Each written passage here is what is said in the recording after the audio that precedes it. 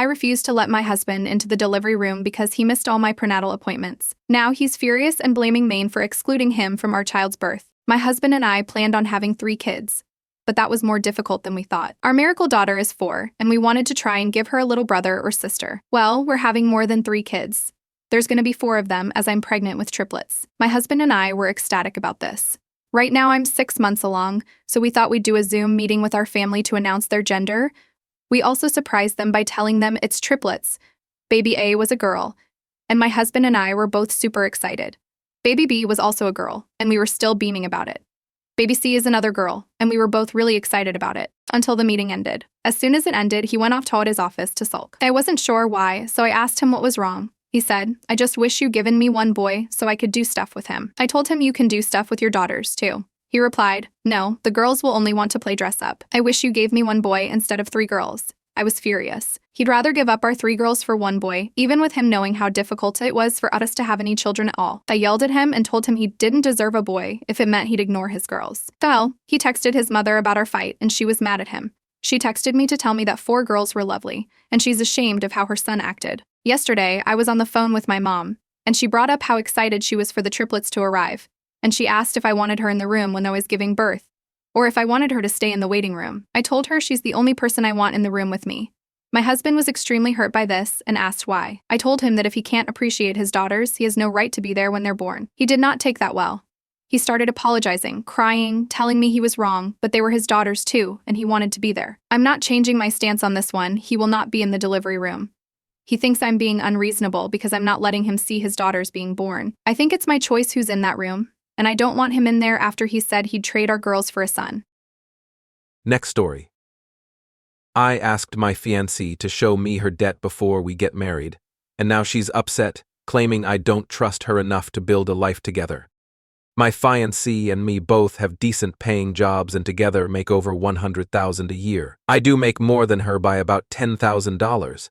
We've been planning our wedding for the past 3 years, because when we started, we were just scrapping by living month to month. About 1.5 years ago, my fiancée told me that besides her student loan debt and car loan, both of which I knew about, she also had multiple $1,000s of dollars in credit card debt. This came to me as a shock, because I know credit card interest rates are steep. She did not tell me how much any of those were because she didn't know offhand, and she absolutely shuts down when I try to take finances with her. I understood it was a potentially scary topic for her. I asked if she needed me to help as I do not have any debt, and she said no, that it was her responsibility. She assured me that the amount she paid was greater than the amount that was building due to interest. I'm extremely frugal with money, while she is kind of the opposite.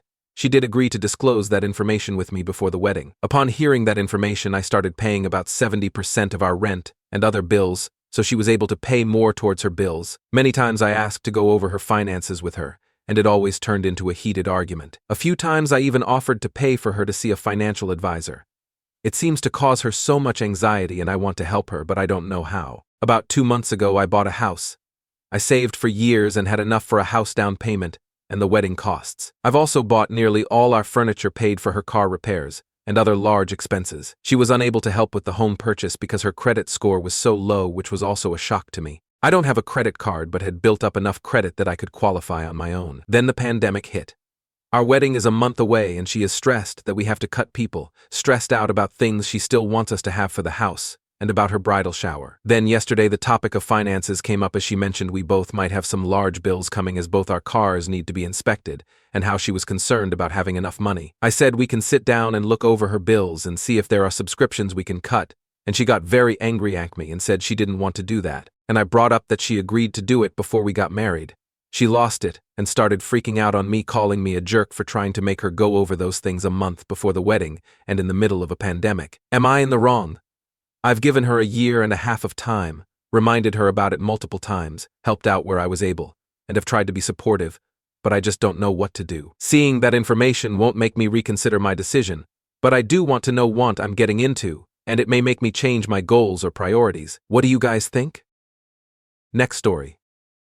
Questioning tradition, I decided against a normal baby shower, but now family and friends are upset I didn't follow their expectations. Am I wrong for wanting something more unique for my special day? I'm 25F, am pregnant with twins, identical, and this weekend is my baby shower's %X reveal. Since before I was pregnant, I always said I wanted both things to happen on the same day because I didn't want to be gifted gender-specific things. I didn't want people to give me just blue clothes and trucks and building blocks if I had boys, or give me only pink clothes and things with tiaras and tutus and dolls if I had girls. Doing both things the same day forces people to buy me gender-neutral things and forces them to go through with it. Although if someone brings something gender-related and I end up having the opposite, I have no problem letting my kids play with those toys or put them in those outfits. The theme for the party is teddy bears, so everything is white. Beige, brown, and black, and we're doing the confetti thing, only that if it's girls the confetti will be white, and if it's boys the confetti will be beige to keep with the theme. We mostly care about the pictures. My partner and I aren't really that crazy about it considering we don't really need anything baby-wise. To us, it's just a party and an excuse to have all of our family in one place together considering how rare it is for it to happen. The other thing that's bothering people is that we're calling it a X reveal, not a gender reveal. And for the fun of it, my partner, I decided to do the balloon reveal thing, but obviously instead of normal balloons, we're having letter balloons that either will say XX or XE. Everyone close to us thought it was the funniest and most creative thing ever, but apparently that's too much to some people. When we started planning this party, we just started throwing random ideas just to start planning something, and some ideas stuck and others didn't. Obviously, this didn't go well with some older family members, and they complained and even said they wouldn't go, which I don't care because it's my party, not theirs, you know. But it's definitely causing some tension. There's a little voice in my head that's saying, just separate the two parties and do the whole blue and pink party. For context, we had a big Skype meeting with everyone to discuss the timing of the party and finishing up last touches, and well, drama started. LOL.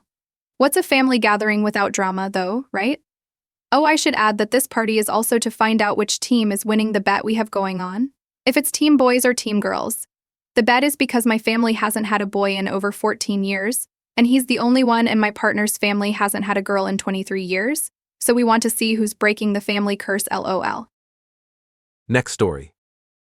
Inheriting money, I'm considering keeping it all for myself, but now my mom thinks she deserves a share. What am I wrong for not giving her any, despite her belief she took till date? I'm 18 and just got access to my inheritance from my dad who passed 5 years ago. My mother, who also got inheritance, is now requesting I give her some of mine since hers is basically finished. My dad passed away just before I started high school, and before that we were really poor but surviving, so when he left us a lot of money when he passed, my mom was a little overwhelmed with the money. My mom hasn't worked since I was about 11 and can't, because of medical reasons. We both lived off my dad's small income as a police officer. Recently, my mom sat me down and said I owe her all the money she spent on school fees, since it was supposed to come from my money, and I disagree. She spent her money on a lot of useless things we would never use, and can't sell now after she basically wasted her money. In my opinion, it wasn't for giving me basic care, because if we didn't waste money on, for example, a car we used for 2 weeks before she gave it away, then we wouldn't be in this position. I don't feel like I can trust my mom with the $500,000